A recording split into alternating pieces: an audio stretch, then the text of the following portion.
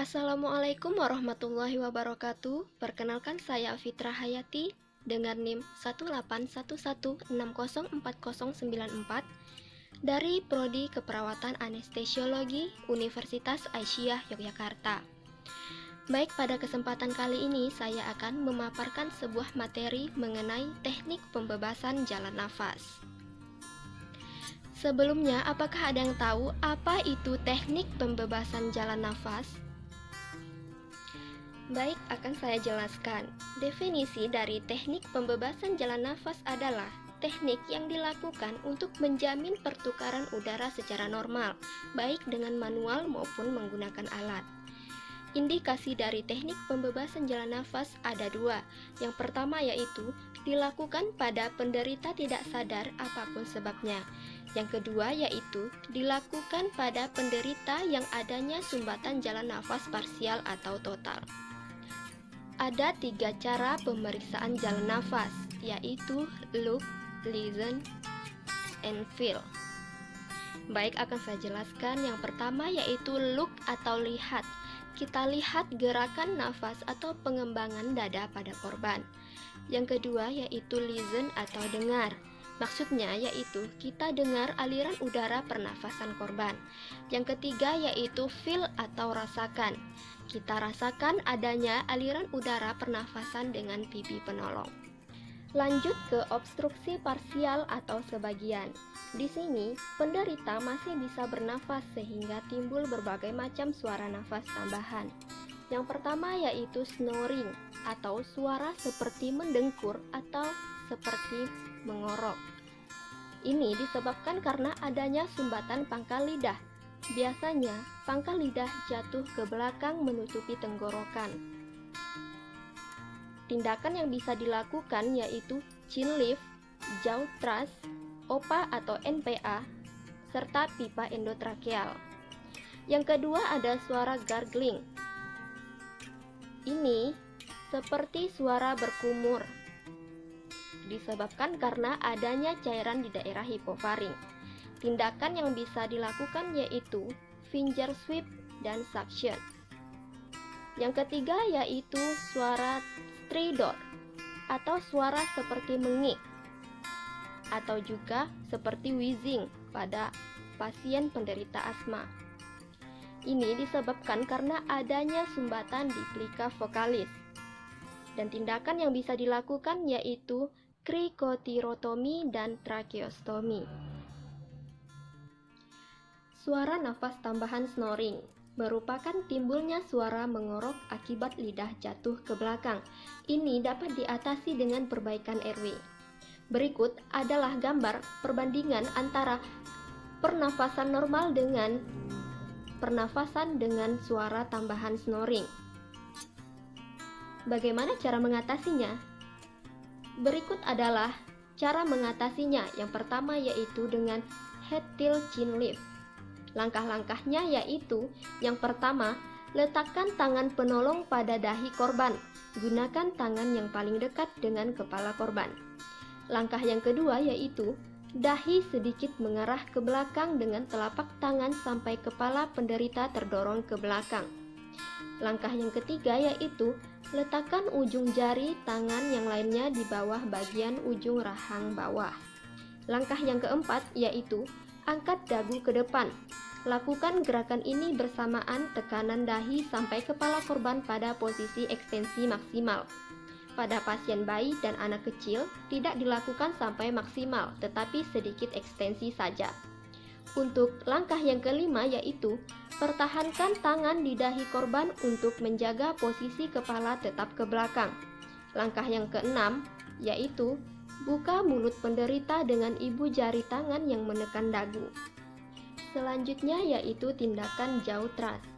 Langkah-langkahnya sebagai berikut. Yang pertama yaitu berlutut di sisi atas kepala korban. Letakkan kedua siku penolong sejajar dengan posisi penderita. Kedua tangan memegang sisi kepala. Langkah yang kedua yaitu kedua sisi rahang bawah dipegang, atau jika pasien anak atau bayi, gunakan 2 atau 3 jari pada sisi rahang bawah. Langkah yang ketiga yaitu Gunakan kedua tangan untuk menggerakkan rahang bawah ke posisi depan secara perlahan. Gerakan ini mendorong lidah ke atas sehingga jalan nafas terbuka. Langkah yang terakhir yaitu pertahankan posisi mulut pasien tetap terbuka. Berikut adalah alat oropharyngeal airway dan nasopharyngeal airway. Suara nafas tambahan gargling merupakan suara nafas bercampur cairan. Tindakan yang bisa dilakukan yaitu finger sweep dan suction. Finger sweep merupakan tindakan yang dilakukan oleh penolong dengan menggunakan jarinya untuk membuang benda padat yang menghambat jalan nafas korban. Suction merupakan tindakan pengisapan cairan pada korban. Suara nafas tambahan stridor. Suaranya mengik seperti wheezing pada pasien penderita asma. Namun, perbedaannya stridor terdengar mengik ketika inspirasi pernafasan atau pada saat menghirup oksigen. Ini disebabkan karena adanya penyempitan di laring atau trakea. Tindakan yang dilakukan yaitu perbaikan airway dengan tracheostomi atau cricotyrostomy. Selanjutnya yaitu tindakan yang dilakukan pada korban sadar. Ada 3 cara. Yang pertama yaitu Heimlich maneuver, back claw, dan chest thrust. Langkah-langkah dalam tindakan Heimlich maneuver. Yang pertama, penolong berdiri di belakang korban. Posisikan tangan penolong memeluk di atas perut korban melalui ketiak korban. Langkah yang kedua yaitu sisi genggaman tangan penolong diletakkan di atas perut korban tepat pada pertengahan antara pusar dan batas pertemuan iga kiri dan kanan. Langkah ketiga yaitu letakkan tangan lain penolong di atas genggaman pertama, lalu hentakkan tangan penolong ke arah belakang dan atas seperti mengulek. Posisi kedua siku penolong ke arah luar. Kemudian lakukan hentakan sambil meminta pasien membantu memuntahkannya. Langkah yang terakhir yaitu lakukan berulang sampai berhasil, namun tetap harus hati-hati. Tindakan selanjutnya yaitu chest thrust. Ini dilakukan untuk bayi, anak yang gemuk, dan wanita hamil. Caranya yaitu tekan tulang dada dengan jari kedua atau telunjuk dan jari ketiga atau jari tengah kira-kira pada garis antara kedua puting susu. Tindakan selanjutnya yaitu back claw. Pada penderita ada respon, berikut adalah langkah-langkah yang dapat dilakukan. Yang pertama yaitu yakinkan bahwa penderita mengalami sumbatan jalan nafas total.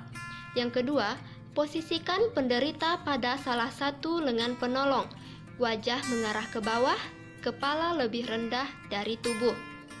Langkah yang ketiga yaitu lakukan 5 kali pukulan punggung. Gunakan tumit tangan di antara kedua tulang belikat. Bila belum keluar, balikkan penderita. Kepala tetap lebih rendah. Yang keempat yaitu lakukan 5 kali hentakan dada atau chest thrust. Kemudian, pada penderita tidak ada respon, berikut langkah-langkah yang dapat dilakukan. Yang pertama yaitu pastikan penderita tidak ada respon. Yang kedua, buka jalan nafas dan berikan bantuan pernafasan. Bila belum masuk, coba perbaiki posisi kepala.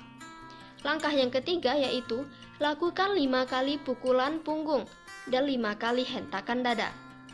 Langkah yang keempat, buka mulut penderita dan lihat apakah ada benda asing.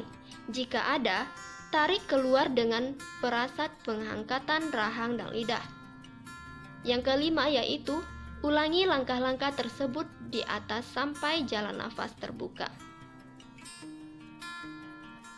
Demikianlah pemaparan materi dari saya. Terima kasih atas perhatiannya. Mohon maaf apabila ada kesalahan dan kekurangan. Saya pamit undur diri. Assalamualaikum warahmatullahi wabarakatuh.